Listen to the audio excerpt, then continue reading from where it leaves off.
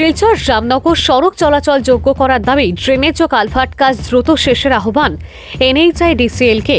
শিলচর শহরের রামনগর বাইপাস এলাকায় উড়ালপুল নির্মাণের কাজ চলমান থাকায় সড়কের বেহাল অবস্থায় চরম দুর্ভোগে পড়েছেন স্থানীয় বাসিন্দারা। বিশেষ করে বর্ষার মৌসুমে কাদা মাটি ও জল জমার কারণে এই গুরুত্বপূর্ণ সড়কটি প্রায় চলাচলের অযোগ্য হয়ে পড়েছে। ফলে প্রতিদিন যাতায়াতের সমস্যার সম্মুখীন হচ্ছেন স্কুল কলেজ পড়ুয়া, সাধারণ মানুষ ও যানবাহন চালকরা। শুক্রবার রামনগর এলাকার স্থানীয় জনগণ ও বিশিষ্ট সমাজসেবী আতাউর রহমান লস্কর সাংবাদিকদের ডেকে এই সমস্যার বিষয়টি তুলে ধরেন। তারা জানান, বর্তমান সরকারের আমলে বিভিন্ন উন্নয়নমূলক কাজ হচ্ছে, যা প্রশংসনীয়। এই জন্য তারা আসামের মুখ্যমন্ত্রী ও ভারতের প্রধানমন্ত্রীকে ধন্যবাদ জানান। তবে একই সঙ্গে তারা NHIDCL কর্তৃপক্ষের কাছে আবেদন জানান, বর্ষার এই সময় অত্যন্ত সড়কটি দ্রুত মেরামত করে চলাচলের উপযোগী করে তোলা হোক, যাতে সাধারণ মানুষের দুর্ভোগ কিছুটা হলেও কমে। এছাড়াও রামনগর এলাকায় নির্মীয়মান ড্রেনেজ ও কালভার্টের কাজ দ্রুত সম্পন্ন করার পাশাপাশি উন্নত মানের নির্মাণ নিশ্চিত করার আহ্বান জানান স্থানীয়রা। তাদের মতে, এই সড়ক দিয়ে প্রতিদিন অসংখ্য ছোট বড় যানবাহন চলাচল করে, পাশাপাশি এলাকার মানুষজনেরও নিত্যদিনের যাতায়াত এই পথের উপর নির্ভরশীল।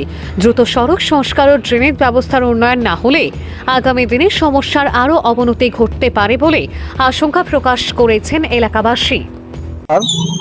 আমরা দেখতে পাচ্ছি যে আমাদের শিলচর রামনগর বাইপাস থেকে ISBT হয়ে ডন বস্কো স্কুল হয়ে মারওয়ারি দাবাত থেকে আরও এগিয়ে পর্যন্ত রাস্তার কাজ চলিতেছে, ফ্লাইওভারের কাজ চলিতেছে। আমরা বর্তমান মাননীয় প্রধানমন্ত্রী নরেন্দ্র মোদীজি এবং আসাম রাজ্যের মাননীয় মুখ্যমন্ত্রী ডক্টর হিমন্ত বিশ্ব শর্মার বরিষ্ঠ নেতৃত্বে যে হারে আসাম রাজ্যে গোটা বরাক উপত্যকা যে হারে উন্নয়ন হচ্ছে, সেটা অত্যন্ত প্রশংসনীয়।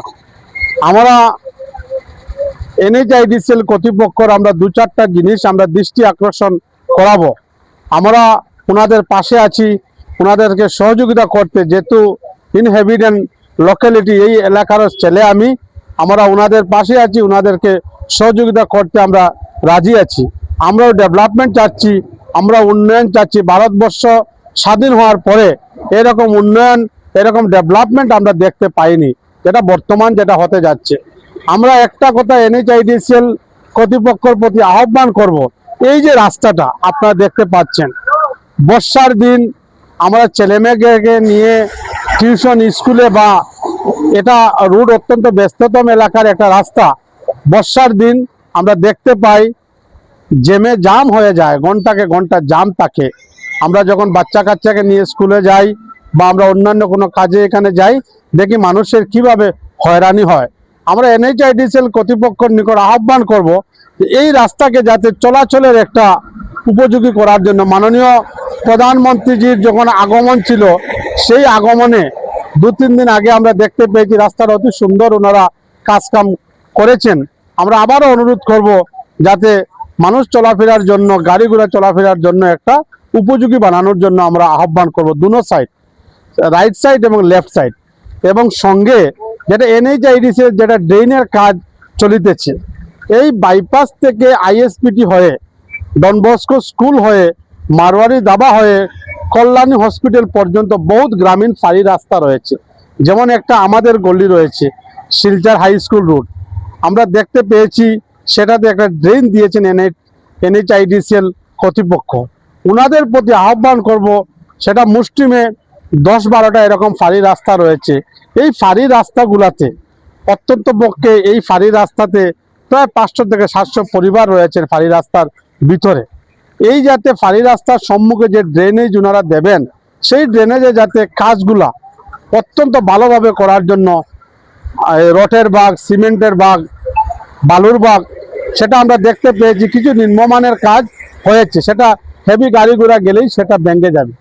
আর ওনাদের প্রতি আমাদের আহ্বান থাকবে যে অ্যাপ্রোচটি, রাস্তার যে অ্যাপ্রোচটি যত তাড়াতাড়ি সম্ভব রাস্তার অ্যাপ্রোচটি দেওয়ার জন্য এবং মানুষের চলাচলের উপযোগী করার জন্য আবারও আমি বিনম্র ভাষায় NHIDCL কর্তৃপক্ষকে আহ্বান করব, আমাদের এই রামনগর ISBT থেকে আপ টু কল্যাণী হসপিটাল পর্যন্ত যতটা ফাঁড়ি রাস্তা রয়েছে, একটা নেতাজি সরণি রয়েছে, শিলচর হাই স্কুল রুট রয়েছে, ডন বস্কো স্কুল রুট রয়েছে, বাগেরখোনা রুট রয়েছে, আরও এরকম 4-5টা রুট রয়েছে। ফাঁড়ি রাস্তাগুলোতে অত্যন্ত পক্ষে কামগুলা ফাঁড়ি রাস্তার মুখে যাতে ড্রেনেজের কামগুলো একটু হেভি করার জন্য, এবং ড্রেনেজ যাতে কোনোভাবে পাবলিকের যাতে অসুবিধা না হয়, সেটা ওনারা যাতে ওয়েদার দেখে 2-1 দিন পরেও যদি কাজে লাগেন ভালো হবো, এবং সঙ্গে যাতে কাজটা শেষ করার সঙ্গে সঙ্গে যাতে অ্যাপ্রুভের ব্যবস্থা করে দেন, সেটা আমরা NHIDC এর কর্তৃপক্ষের প্রতি আহ্বান করছি।